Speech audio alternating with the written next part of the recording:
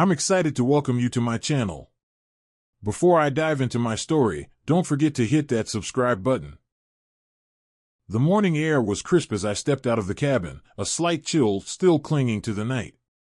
Torch Lake stretched out before me, its surface smooth as glass, reflecting the pale hues of dawn. The sky was a canvas of soft pinks and oranges, the colors gently blending into one another as the sun began its slow ascent. Tall pines framed the lake, their dark silhouettes standing in stark contrast to the brightening sky. A few early birds sang their morning songs, their calls echoing across the water. Mark was already at the truck, loading up the last of our gear. His enthusiasm was contagious, and despite the early hour, I felt a flicker of excitement. It had been a while since I'd been fishing, and the promise of a peaceful day on the water was just what I needed. As I made my way to the truck, I couldn't help but pause for a moment, taking in the serene beauty of the lake. Everything about this place seemed perfect, as if the world had paused just long enough for me to appreciate it. But beneath the calm exterior, my mind was anything but peaceful. For weeks now, I'd been wrestling with math, specifically, the idea of vertical lines on graphs. No matter how many times I looked at the equations or plotted points on paper, I couldn't wrap my head around it. How could something be so straightforward and yet so elusive? Mark had tried explaining it to me more times than I could count, but the concept just refused to stick. It was frustrating, to say the least.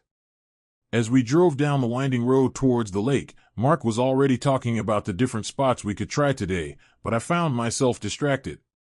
The same thoughts kept swirling in my head, the same sense of inadequacy.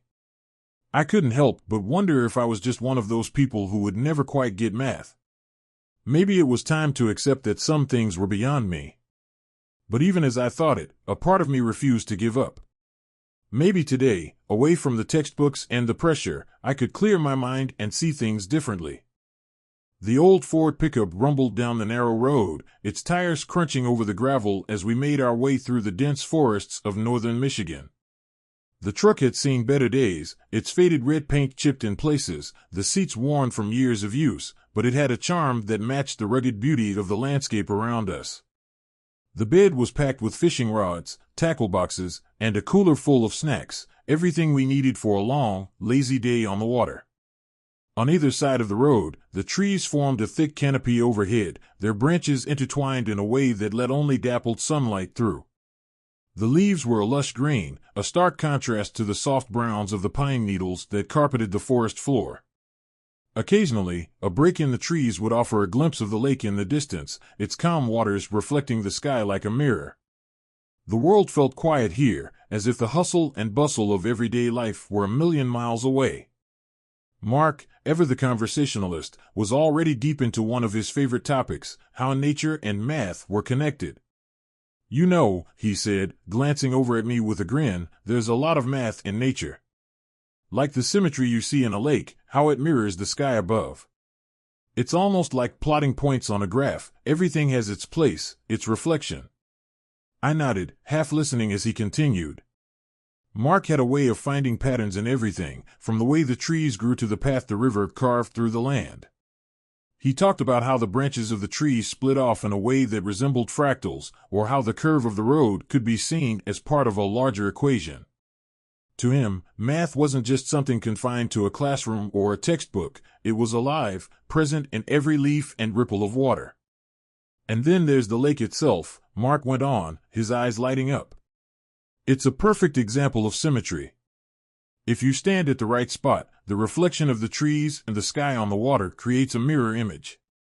It's like plotting a point on one side of a graph and seeing its exact counterpart on the other. Nature doesn't mess around, it's precise, just like math." I could hear the passion in his voice, but my thoughts were still tangled in the frustration I felt towards my own struggles with math. The concept of vertical lines on a graph had been gnawing at me for weeks, and I couldn't shake the feeling that I was missing something simple, something right in front of me. Mark made it all sound so easy, so intuitive, and I envied his ability to see the world that way. Still, there was something calming about the drive, the steady rhythm of the truck's engine, and the peaceful scenery around us. The road twisted and turned, dipping into valleys and rising again over gentle hills, until finally, Torch Lake came into view. The sight of the lake, still and perfect in the morning light, made me feel like maybe, just maybe, today could be different. Maybe out here, in the simplicity of nature, I could finally start to make sense of things. Mark must have sensed my quiet mood because he gave me a reassuring pat on the shoulder. "Don't worry, man," he said, his voice softening. "We'll figure it out. Fishing's good for the soul, and who knows, maybe you'll see things in a new way today." I smiled, grateful for his optimism, and as we neared the lake, I felt a flicker of hope. Perhaps today wasn't just about fishing, it was about finding clarity, both in the water and in my own mind. The tires of the old Ford crunched over the gravel as we pulled up to a secluded spot along the shore of Torch Lake.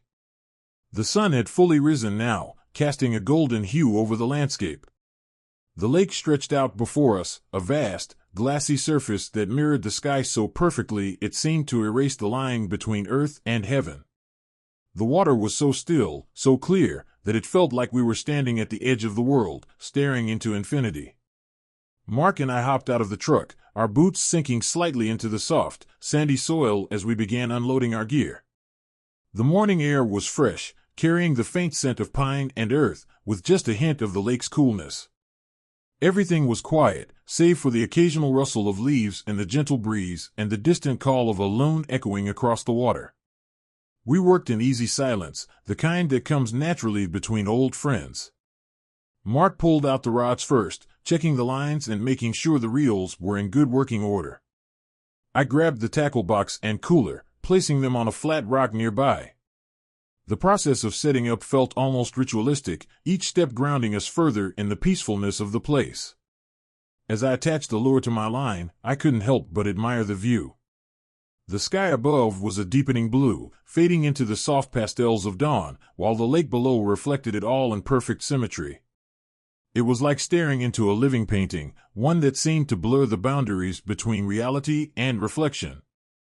For a moment, I felt a sense of awe, a connection to the world around me that was as soothing as it was profound.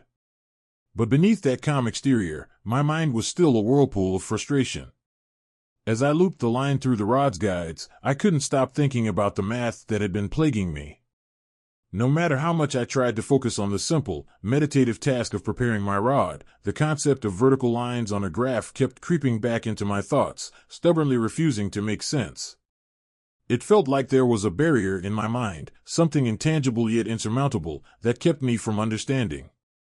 Mark, oblivious to my inner turmoil, finished setting up his rod and walked over to stand beside me. "It's a perfect day for fishing," he said, his voice filled with quiet contentment. He glanced out over the lake, a smile playing on his lips. "Can't get much better than this." I nodded, trying to match his enthusiasm, but my heart wasn't in it. I felt like the lake itself, a perfect mirror on the surface, calm and composed, but hiding a churning mess beneath. As much as I wanted to enjoy the peace and beauty around me, my mind was still tangled up in the complexities of math, and the way I just couldn't seem to grasp that one simple concept. We finished setting up our rods, and I cast my line into the water, watching as the lure disappeared beneath the surface with a soft plop. The ripples spread out in concentric circles, briefly disturbing the lake's perfect reflection before it settled back into stillness. I stood there, holding the rod loosely, letting the quiet of the morning wash over me, hoping that somehow, being here, in this tranquil place, would help untangle the knot in my mind. Mark cast his line next to mine, and we stood side by side, the two of us perfectly silent. The calmness of the lake was almost surreal, the kind of peace that made you feel like time itself had slowed down. But even in this perfect stillness, my frustration simmered, just below the surface, as persistent as the concept I couldn't grasp. I took a deep breath, trying to push the thoughts away, to let the serenity of the lake work its magic. Maybe, just maybe, the calm of the environment would seep into my mind, helping me find the clarity I so desperately needed. After all, if there was any place where I could untangle my thoughts and find peace, it was here, at the edge of this perfect, mirror-like lake. We had been standing by the water's edge for what felt like only minutes when Mark's rod suddenly jerked to life. The tip bent sharply, and the line went taut, slicing through the still surface of the lake with a quiet urgency. Mark's eyes lit up with excitement, and he immediately tightened his grip on the rod, his body tensing as he prepared for the fight. "Got one," he exclaimed, his voice breaking the morning silence. He began reeling in, his movements quick and sure, honed by years of experience. The reel clicked rhythmically as he worked, the sound mixing with the soft ripples that spread out from where the line entered the water. I watched, captivated, as the fishing line cut a perfectly straight path from the tip of Mark's rod down to the unseen depths below. It was like a living connection between him and the fish, a direct, unwavering line from the surface to the water's depths. The tension in the line was palpable, the kind of tension that comes from something being pulled tight, yet remaining strong and unbroken. As I followed the line with my eyes, something shifted in my mind, a sudden, almost startling clarity. The fishing line, held firm by Mark's steady hand, didn't waver from its vertical path, no matter how much the fish below tugged and pulled. It was as if the line had a fixed position horizontally, while the depth, the distance from the surface, changed with each tug and pull of the fish. And just like that, the concept of vertical lines on a graph clicked into place. The realization hit me like a bolt of lightning. The line represented the x value on a graph, remaining constant as the y value, the depth, in this case, changed.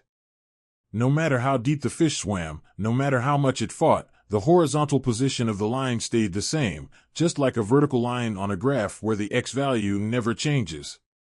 I felt a rush of excitement, a sense of triumph that had nothing to do with the fish Mark was reeling in. All this time, I had been struggling to understand something that now seemed so simple, so obvious.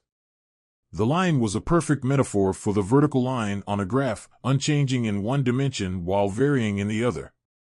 It was as if the physical act of fishing had unlocked a door in my mind, revealing the answer that had been right in front of me all along. "Keep reeling, you've almost got it," I encouraged Mark, my own enthusiasm now echoing his. But my mind was still buzzing with the realization, the way everything suddenly made sense. I couldn't believe how a simple fishing line could hold the key to understanding something that had eluded me for so long.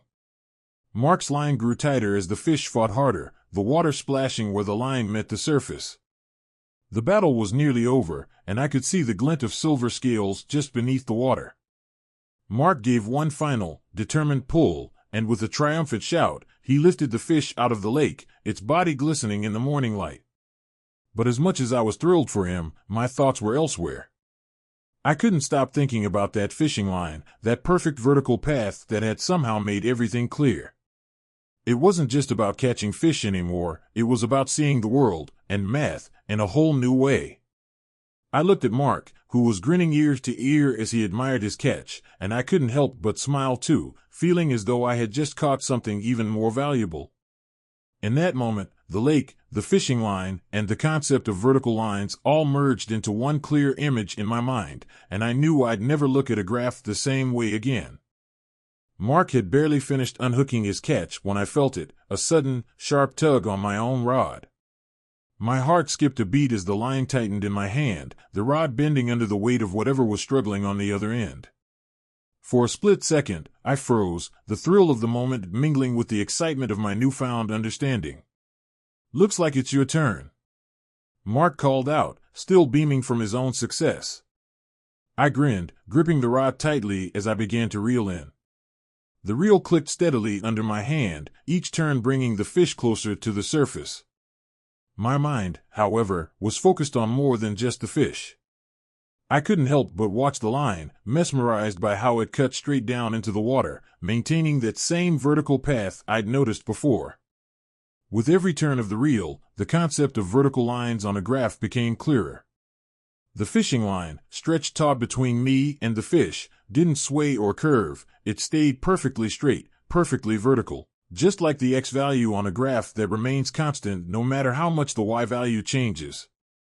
It was the exact visual representation of what I had struggled with for so long, and seeing it in action made everything click even more.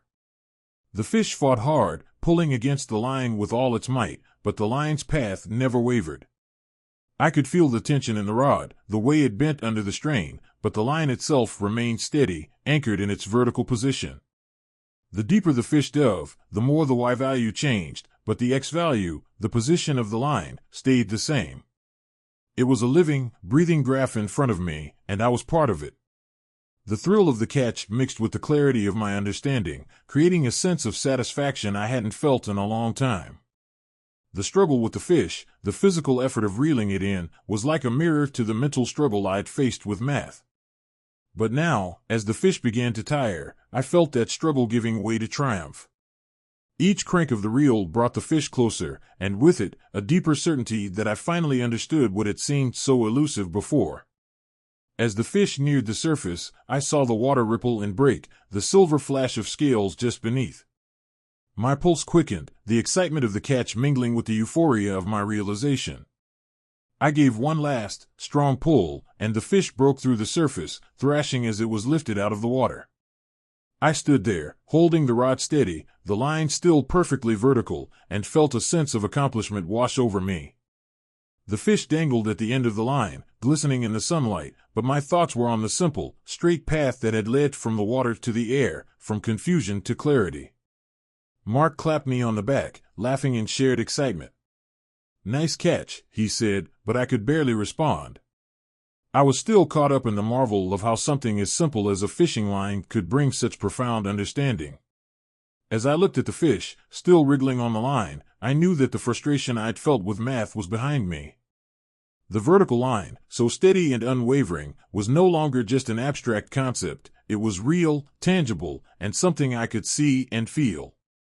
The simplicity of it all was almost overwhelming, and I knew that every time I thought about vertical lines in the future, I'd remember this moment, this fish, and this perfect, peaceful morning by the lake. As I held the fish, still glistening and thrashing on the line, a sense of satisfaction and clarity settled over me. I quickly unhooked it and placed it in the cooler, then turned to Mark, my excitement bubbling over. "Mark, you won't believe it," I began, barely able to contain the words. "I think I finally get it, vertical lines on a graph." It just clicked. Mark raised an eyebrow, intrigued. "Oh yeah? What made it finally click?" I gestured to the rod, still gripped in my hand, and to the line hanging straight down into the water. "The fishing line. When you caught your fish, and then when I hooked mine, I was watching the line, how it stayed perfectly vertical, no matter how deep the fish went or how much it fought. It's like the X value on a graph, right? It doesn't change, no matter what the Y value does." Mark's face lit up with a grin. "Exactly. That's it, man. The X value stays constant while the Y value changes. The line remains vertical, just like how the position on the graph stays the same as you go up or down." I nodded, the excitement of discovery washing over me again.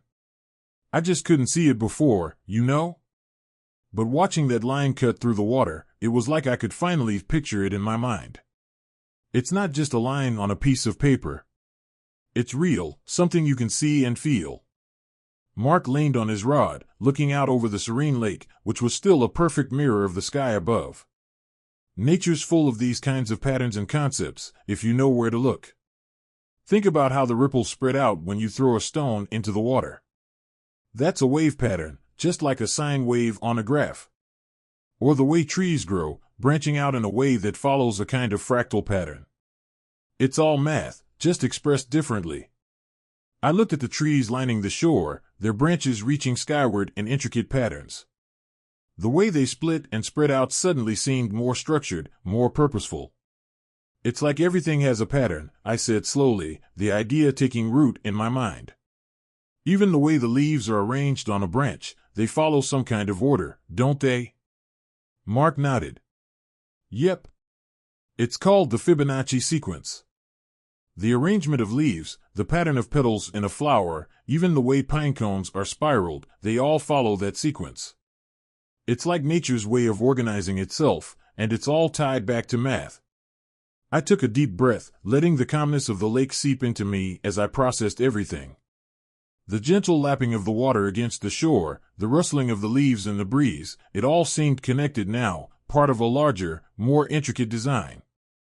The same design I'd been struggling to understand in math was alive and thriving all around me. You know, I said, glancing at Mark, it's funny how something as simple as fishing can open your eyes to all this. I've been banging my head against the wall trying to get this, and then a morning by the lake makes it all make sense. Mark smiled, his eyes reflecting the calm of the water. Sometimes you just need a different perspective. Math isn't just about numbers on a page, it's a way of understanding the world. And out here, surrounded by nature, it's easier to see those connections.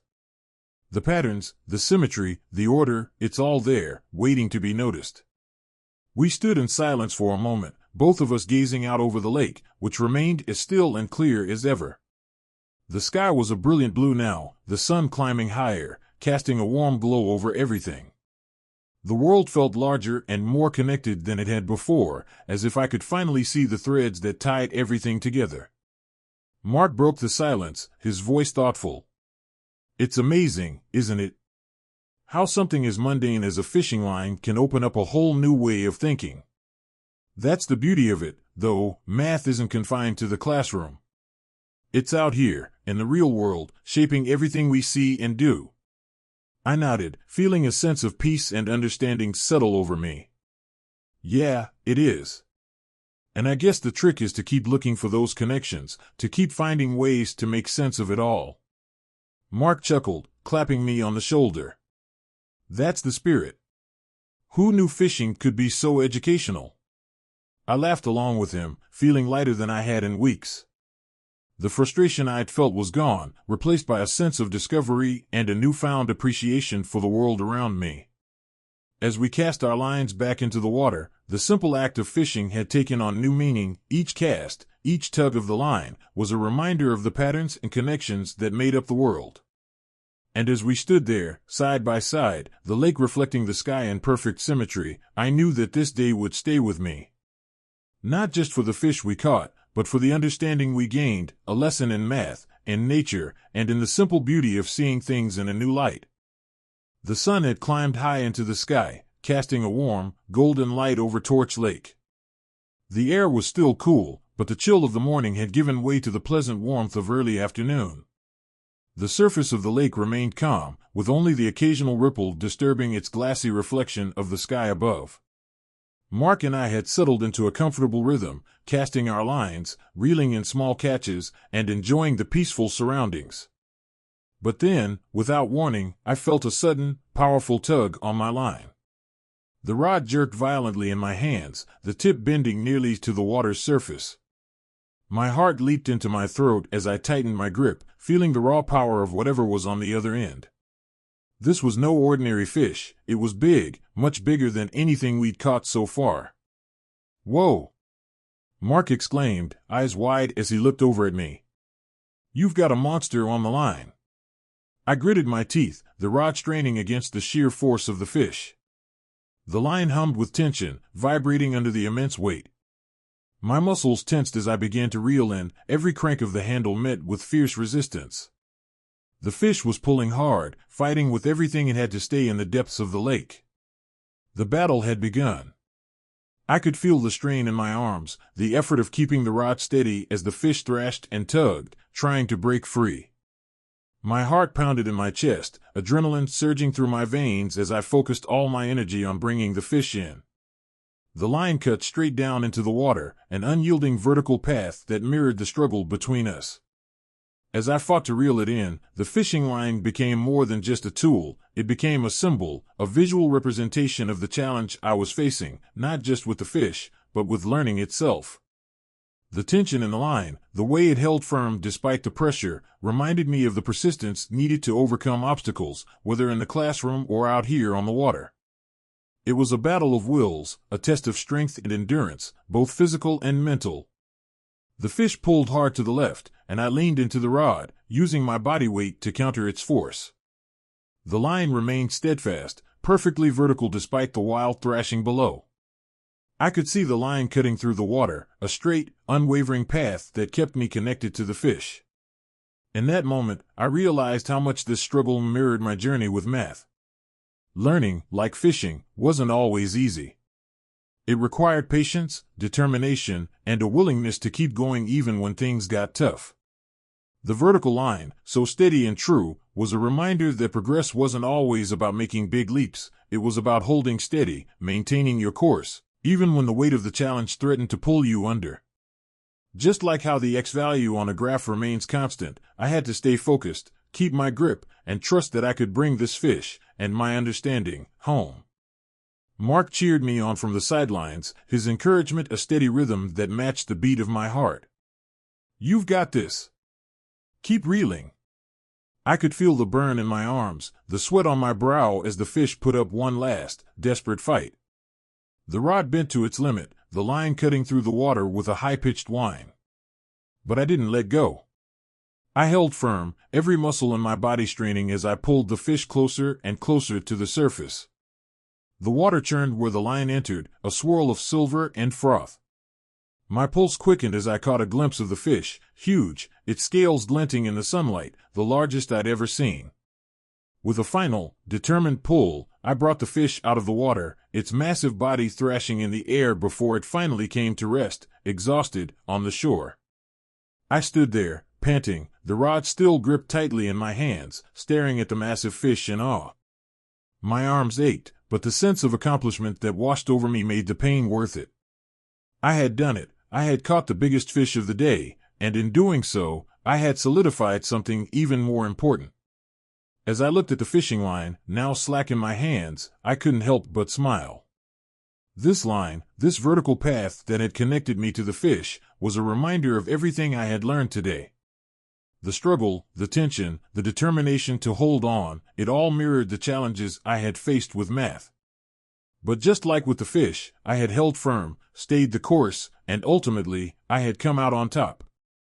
Mark walked over, clapping me on the back with a grin. "Now that's a catch. You really fought for that one." I nodded, still catching my breath, but feeling more confident than I had in weeks. "Yeah, and I think I learned something, too." Mark raised an eyebrow, curious. "Oh? What's that?" "That sometimes," I said, looking out over the calm, reflective surface of the lake, "you just have to hold steady, no matter how tough it gets. The line stays vertical, the x-value doesn't change, and if you keep reeling, you'll eventually get there. Whether it's with a fish or with math." Mark smiled, understanding. "That's the spirit. You've got it now." And as we admired the massive fish lying at our feet, I knew that I did. The challenge of the day had become a metaphor for the challenges I faced in learning, and in conquering one, I had gained the confidence to tackle the other. The vertical line, so simple and constant, was now a symbol of my ability to persevere, to stay the course, and to succeed, no matter how big the challenge. The sun hung low in the sky as we drove back home, casting long shadows across the winding road. The golden light filtered through the trees, creating a dappled pattern on the gravel path that stretched out before us. The engine of Mark's old Ford hummed steadily, the familiar sound blending with the soft rustling of leaves in the evening breeze. The day was drawing to a close, and with it came a peaceful, reflective silence that settled comfortably between us. I leaned back in my seat, the events of the day playing over in my mind. The thrill of the catches, the serene beauty of Torch Lake, and the deep conversations about math and nature, all of it had left a lasting impression on me. I glanced over at Mark, who was focused on the road, a contented smile on his face. There was something about the quiet, the way the light was fading, that made this drive home feel like the perfect time to reflect. The fishing trip had been meant as a break, a way to escape the frustrations I'd been feeling with math. But it had become so much more than that. I realized now that learning didn't always happen in a classroom, with a textbook and a teacher's instructions. Sometimes, it happened in the most unexpected places, like on the shores of a quiet lake, with a fishing rod in hand and the simplicity of nature all around you. Before today, I had been stuck in a mental block, unable to grasp the concept of vertical lines on a graph. No matter how many times I looked at the equations or plotted the points, it just didn't make sense. But then, standing by that lake, watching the fishing line cut through the water, something had clicked. The line's unchanging, vertical path had become the key to understanding a concept that had seemed so elusive before. It was as if the physical experience had unlocked a door in my mind, allowing me to finally see what I had been missing. I thought about how the day had unfolded, how each moment had contributed to my breakthrough. The calm of the morning, the gentle encouragement from Mark, the connection between nature and math that he had so enthusiastically pointed out, it all came together in a way that made learning feel natural, almost effortless. The vertical line was no longer just an abstract idea, it was something real, something I could visualize and understand because I had experienced it. As we continued down the quiet road, the fading light casting a warm glow over everything, I felt a deep sense of gratitude. Gratitude for the lesson learned, for the time spent with a good friend, and for the realization that learning can happen anywhere, at any time, if you're open to it. The world was full of connections and patterns, waiting to be discovered, and sometimes all it took was a change of scenery to see them clearly. The fishing trip had given me more than just a few good catches, it had given me a new perspective. I knew that from now on, whenever I thought about vertical lines on a graph, I would remember this day. I would remember the feeling of the fishing line in my hands, the way it had stayed true and steady, just like the x-value on a graph. And I would remember that learning didn't have to be a struggle, it could be as simple and natural as a day spent by the lake. The road stretched out before us, leading us home, but in my mind, I was still at Torch Lake, standing by the water, watching the sun rise over the mirror-like surface. That image would stay with me, a reminder that sometimes the most valuable lessons come from the most unexpected places. And that, in the end, it's all about holding steady, staying the course, and finding clarity in the moments when you least expect it. As the last light of day faded and the stars began to peek through the darkening sky, I felt a calm sense of accomplishment. The challenge I had faced with math was no longer a burden, it was a journey, one that had taken me to the quiet shores of Torch Lake and back again. And in that journey, I had found not just answers, but a deeper understanding of how to learn, how to persevere, and how to see the world in a new light. Back at home, I walked into my room and set my fishing gear by the door, the cooler still holding the day's catches. The familiar surroundings of my room felt different now, less like a place of frustration and more like a space where things could finally start to make sense. The late evening light filtered through the curtains, casting a soft, golden glow over my desk, where my math textbook lay open, exactly where I had left it before heading out that morning. I sat down at the desk, feeling a calm confidence that had been absent for weeks. I glanced at the open page, the same graphs and equations that had once filled me with dread staring back at me. But now, instead of the usual anxiety, I felt a sense of anticipation, almost excitement. I picked up my pencil, turned to a clean page in my notebook, and began to work through the problems again, this time with a renewed sense of purpose. As I looked at the graph, plotting points and drawing lines, I imagined the fishing line from earlier, cutting through the still waters of Torch Lake. The image of that line, perfectly vertical and unwavering, was clear in my mind. I could see it now, the way it had maintained its path regardless of the depth or movement below the surface, just like the x-value on a graph remained constant no matter how the y-values changed. With that visualization, everything started to fall into place. The once confusing equations were now simply instructions on how to plot a line that I had seen, felt, and understood in a very real, physical way. The graphs that had seemed abstract and intimidating now felt like familiar territory. I worked through the problems methodically, one by one, each solution coming more easily than the last. The difference in my approach was night and day. Where I had once struggled to make sense of the concepts, I now approached them with a practical mindset.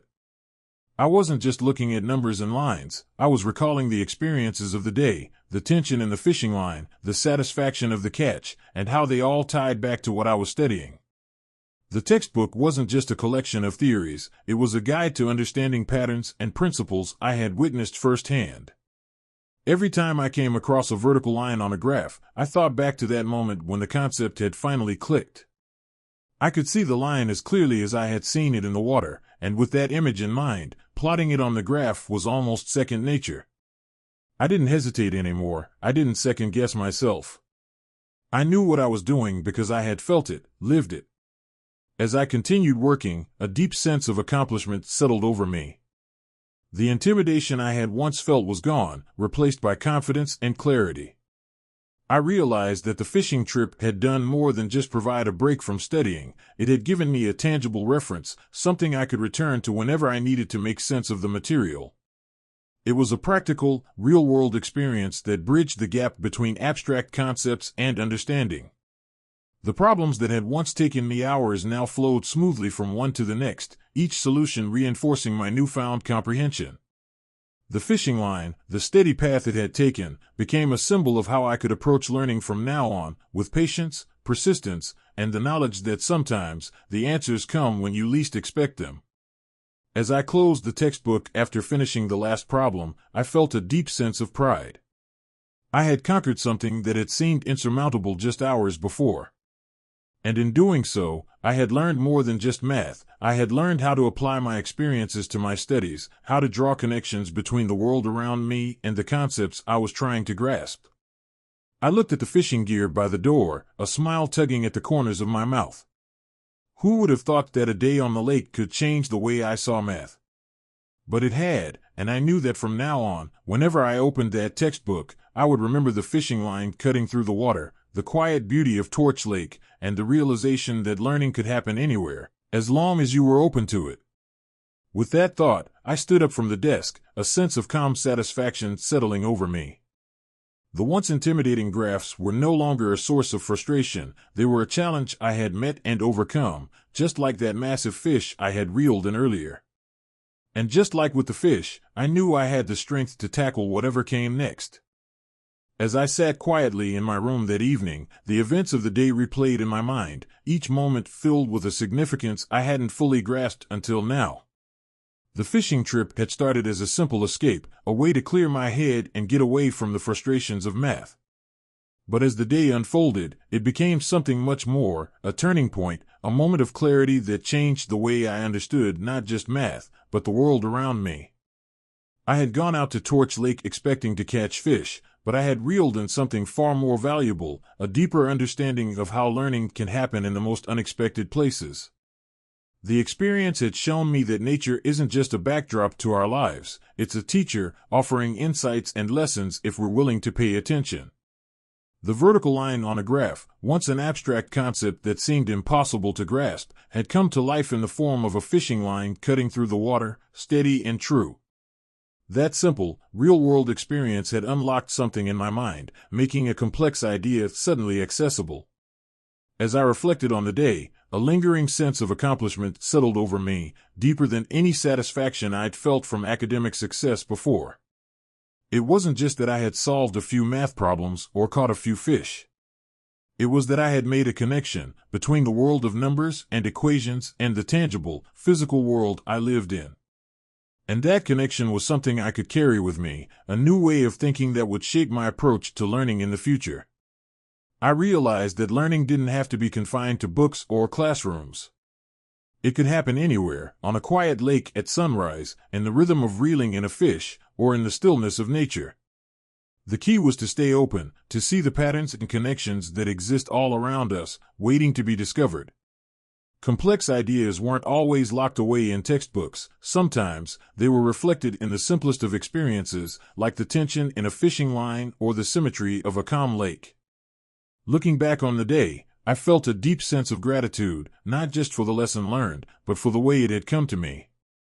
Fishing, something I had always enjoyed for its simplicity and relaxation, now held a deeper meaning.